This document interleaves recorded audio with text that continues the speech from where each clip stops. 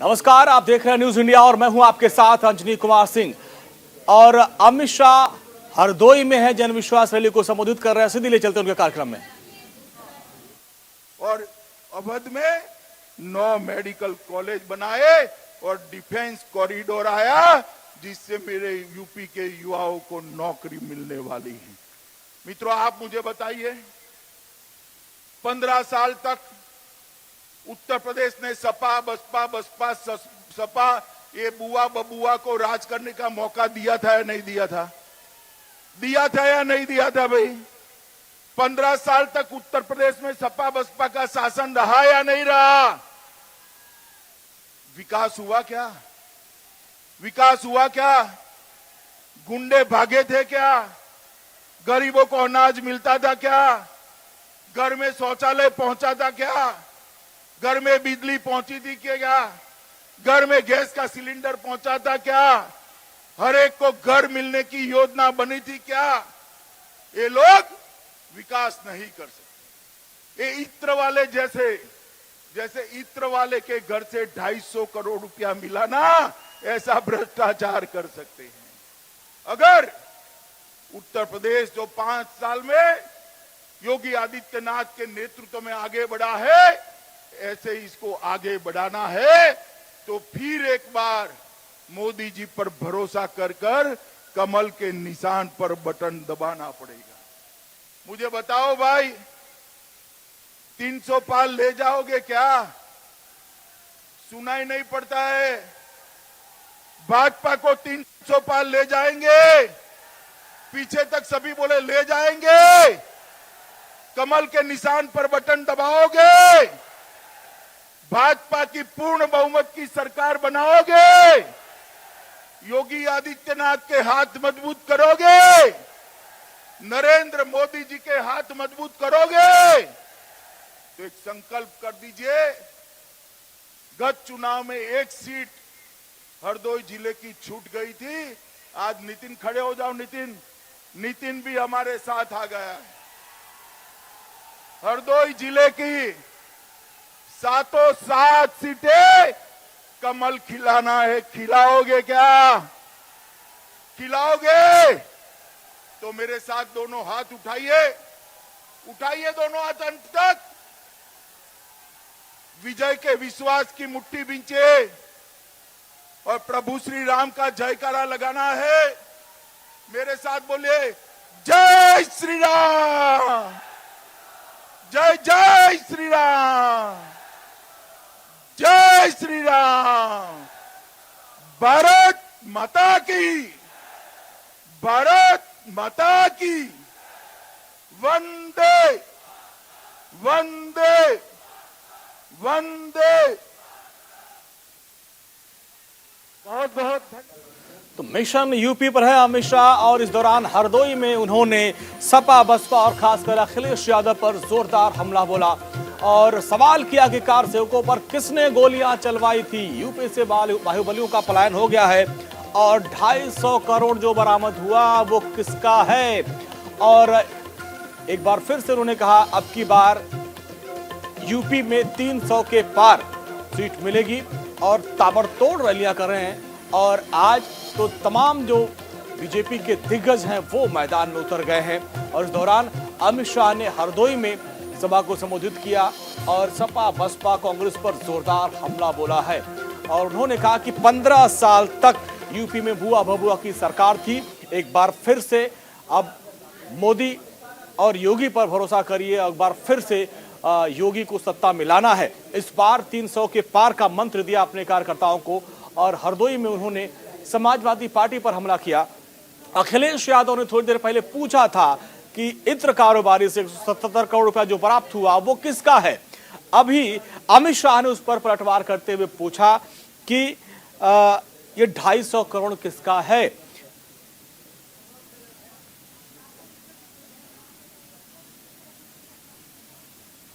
तो हरदोई में गृह मंत्री अमित शाह थे और उन्होंने सभा को संबोधित किया। ताबड़तोड़ उनके आज कई कार्यक्रम हैं। और इस वक्त एक बड़ी खबर आ रही है, पीयूष जैन के घर से कैश लेकर निकली है एसबीआई की टीम। और बड़ी खबर आ रही है, कई टीम पहुंची थी वहां पर, कई बक्से लेकर वहां पर। और उसमें भरकर जो कैश लेकर टीम वहां से निकल चुकी है और लगातार छापेमारी की जा रही थी। बड़ी संख्या में कैश उनके घर से बरामद हुआ है।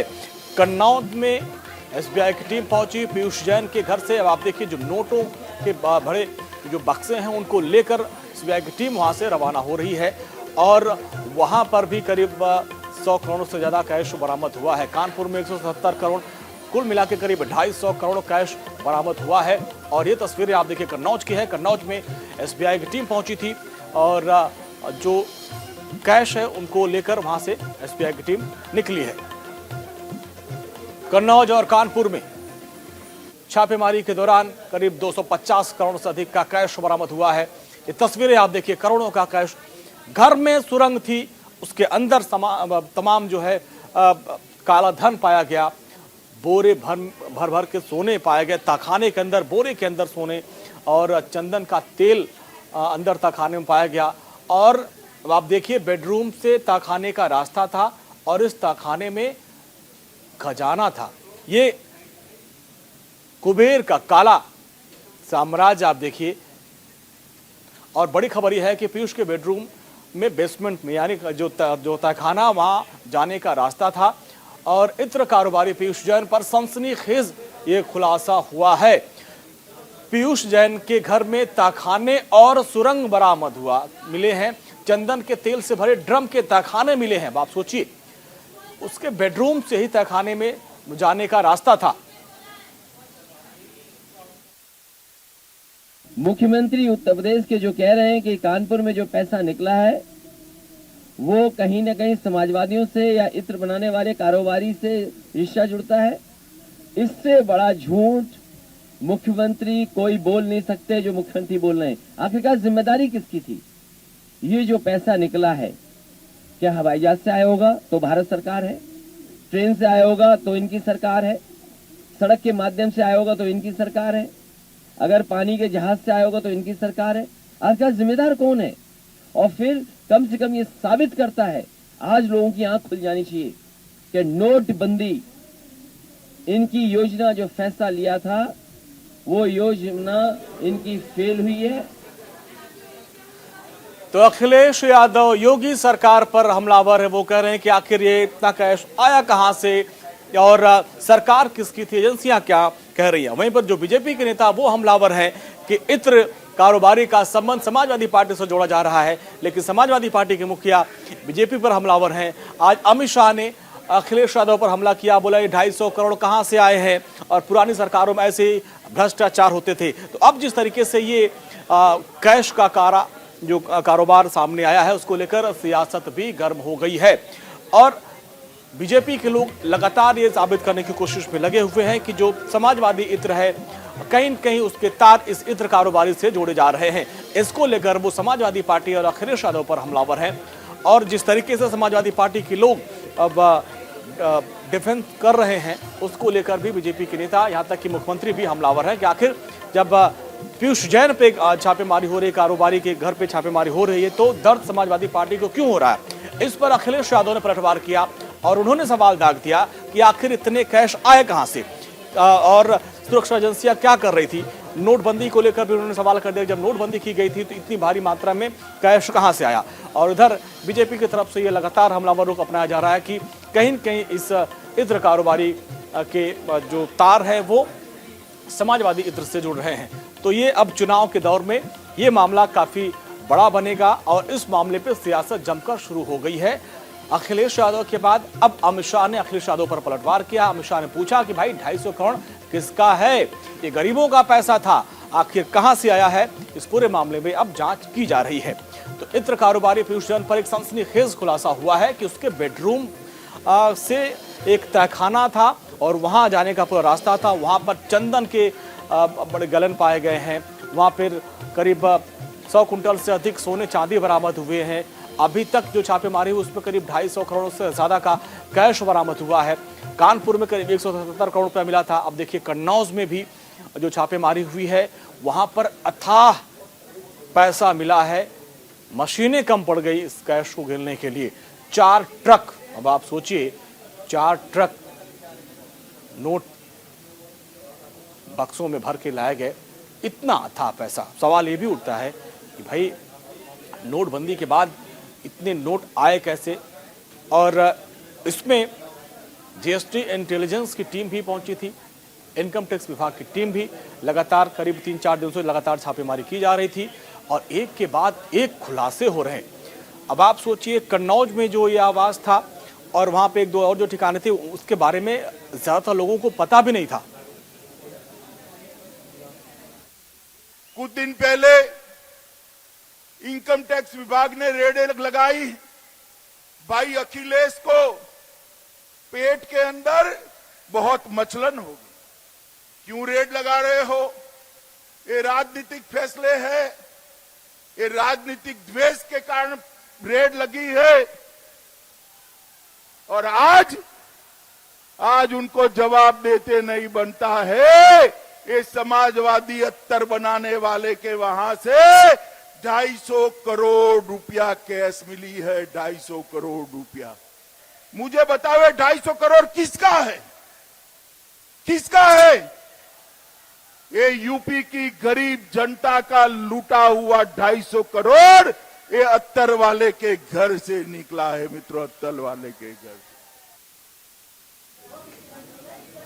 तो यूपी की सियासत में घमासान मचा हुआ, लेकिन एक और घमासान मचा हुआ, एक और बड़ी खबर आ रही है। नीट पीजी काउंसलिंग में देरी को लेकर डॉक्टरों का हंगामा जारी है और देर रात से ही दिल्ली की सड़कों पर जो डॉक्टर हैं वो लोग हंगामा कर रहे हैं, अपना विरोध प्रदर्शन कर रहे हैं और इस दौरान डॉक्टर्स और पुलिस के बीच भी भिड़ंत हुई, पुलिस ने लाठीचार्ज किया। अब इसके विरोध में देशव्यापी जो स्वास्थ्य सेवाएं ठप करने की धमकी दी गई है। 29 दिसंबर से देशव्यापी जो हड़ताल करने की बात अब मेडिकल एसोसिएशन की तरफ से की जा रही है और जो नीट पीजी के काउंसलिंग में देरी हो रही है उसको लेकर कल विरोध प्रदर्शन किया जा रहा था। स्वास्थ्य मंत्री के घर का घेराव करने ये लोग जा रहे थे, उस दौरान पुलिस ने इनको रोका, पुलिस से झड़प हुई और पुलिस ने लाठीचार्ज किया। पुलिस के करीब 7 जवान इसमें घायल भी हुए। इसके बाद पुलिस ने बल प्रयोग किया और कई लोगों के खिलाफ एफआईआर दर्ज की गई है।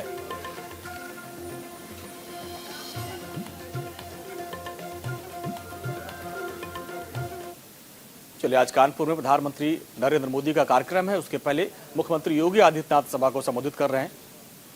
माननीय सांसद श्री सत्यदेव पचौड़ी जी, श्री देवेंद्र सिंह भोले जी, अशोक रावत जी, श्री सुब्रत पाठक जी, रामशंकर कठेरिया जी, महापौर श्रीमती परमिला पांडे जी, भारतीय जनता पार्टी के सभी माननीय विधायकगण, सम्मानित जनप्रतिनिधिगण और भारी संख्या में आज कानपुर में आदरणीय प्रधानमंत्री जी का मार्गदर्शन प्राप्त करने के लिए उपस्थित भाइयों बहनों, मां गंगा के तट पर स्थित इस औद्योगिक नगर में अत्याधुनिक यातायात की एक सुविधा प्रदान करने के लिए आदरणीय प्रधानमंत्री जी का आज कानपुर में आगमन हुआ है। मैं आप सभी कानपुर वासियों की ओर से, प्रदेश शासन की ओर से आदरणीय प्रधानमंत्री जी का कानपुर में हृदय से स्वागत करता हूं, अभिनंदन करता हूं। भाइयों बहनों, कानपुर की पहचान एक औद्योगिक नगर के रूप में रही है और कानपुर को उससे पहले पहचान मां गंगा की अविरल धारा के कारण भी रही है। कानपुर का बिठूर न केवल धार्मिक आस्था का बल्कि इस देश की आजादी की लड़ाई में देश के स्वाधीनता सेनानियों के एक प्रमुख गढ़ के रूप में भी विख्यात रहा है। और आज हम सबका ये सौभाग्य है कि देश के अंदर नमामि गंगे परियोजना के माध्यम से मां गंगा की निर्मलता का सबसे क्रिटिकल पॉइंट जो हुआ करता था वो कानपुर होता था। कानपुर के सीसा मऊ में 2 वर्ष पूर्व आदरणीय प्रधानमंत्री जी के आगमन के साथ नमामि गंगे परियोजना का सबसे क्रिटिकल पॉइंट को निर्मलता की ओर अग्रसर करते हुए मां गंगा की अविरलता और निर्मलता को आगे बढ़ाने का जो कार्य, कानपुर के गौरव को, सनातन धर्म के उस गौरव को पुनर्स्थापित का कार्य नमामि गंगे परियोजना के माध्यम से आदरणीय प्रधानमंत्री जी की दूरदर्शिता के कारण संपन्न हुआ, इसके लिए भी मैं आदरणीय प्रधानमंत्री जी का कानपुर की इस धरती पर हृदय से अभिनंदन करता हूं, स्वागत करता हूं। भाइयों बहनों, एक कानपुर कभी प्रदेश और देश का प्रमुख औद्योगिक नगर माना जाता था, लेकिन स्वार्थ की राजनीति ने कानपुर के औद्योगिक स्वरूप को पूरी तरह नष्ट सा कर दिया था। यहां की चलने वाली मिलें बंद हो गई, औद्योगिक गतिविधियां बंद हो गई, अराजकता का एक नया तांडव यहां प्रारंभ हुआ और विकास की बात तो दूर, विकास के पैसे को लूट करके लोग कहां ले जाते हैं। आपने देखा होगा पिछले कुछ दिनों से दीवालें खोद करके निकलने वाली नोट की गड्डियां इस बात को प्रमाणित कर रही हैं कि पहले प्रदेश के विकास का पैसा किन लोगों के पास पहुंच जाता था। हम आभारी हैं प्रधानमंत्री जी के। आज कानपुर में दोहरी उपहार देने के लिए प्रधानमंत्री जी का आगमन यहां पर हुआ है। इससे पहले कानपुर आईआईटी कानपुर के दीक्षांत समारोह में प्रधानमंत्री जी के इस महत्वपूर्ण मार्गदर्शन को देश ने सुना, लेकिन आज यहां पर पब्लिक ट्रांसपोर्ट की सबसे बेहतरीन सुविधा मेट्रो को प्रदान करने के लिए प्रधानमंत्री जी आज कानपुर में आए हैं। और दूसरा, बिना पनकी भारत पेट्रोलियम की पेट्रोलियम पाइपलाइन का लोकार्पण करने के लिए भी प्रधानमंत्री जी का आगमन कानपुर की इस नगरी में हुआ है।